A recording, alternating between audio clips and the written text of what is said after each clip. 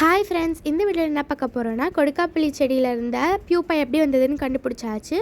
அது வந்துட்டு ஒரு நாள் என்னாச்சுன்னா பார்த்துட்டு இருந்தோம். அப்போ செடி ஃபுல்லாக ஒரு பச்சை கலர் புழுவாக இருந்தது. அதுக்கப்புறம் பார்த்தா அதுதான் வந்துட்டு இந்த பிளாக் கலர் பியூப்பா ஃபார்ம் ஆகிறதுக்கு காரணம். இங்கே பாருங்கள், இது சாப்பிட்டுட்டு இருந்தது. இதுக்கப்புறம் வந்துட்டு அதாவது இந்த செடியிலேயே 3 ஸ்டேஜ் இருந்தது இந்த புழுவோடது. ஒன்று புழு, அப்புறம் வந்துட்டு அந்த பியூப்பா ஃபார்மேஷனுக்கு ஸ்டார்டிங் ஸ்டேஜ், அதுக்கப்புறம் பியூப்பா ஃபார்ம் ஆனதுக்கப்புறம் கருப்பு கலரில் மாறிடுச்சு. ஃபஸ்ட்டு புழு வந்துட்டு பச்சை கலரில் இருந்தது. அதுக்கப்புறம் இங்கே பாருங்கள், இதுதான் வந்துட்டு அந்த நூலெல்லாம் விட்டு கூடு கட்ட ஸ்டார்ட் பண்ணியிருக்கு. இது வந்துட்டு ஒரு மாதிரி வெள்ளை கலரில் மாறிடுச்சு புழு எல்லாமே. நான் முன்னாடி நாள் தான் பார்த்தேன், அந்த வெள்ளை கலரில் இருந்த புழுலாம் வந்துட்டு இருந்தது. சரி வீடியோ எடுக்கலான்னு பார்த்து மறந்துட்டேன். அடுத்த நாள் பார்த்தா அது எல்லாமே பியூப்பாவாக ஃபார்ம் ஆகிடுச்சு. இன்றைக்கும் இருந்தது, அது நல்லா எடுத்தேன்.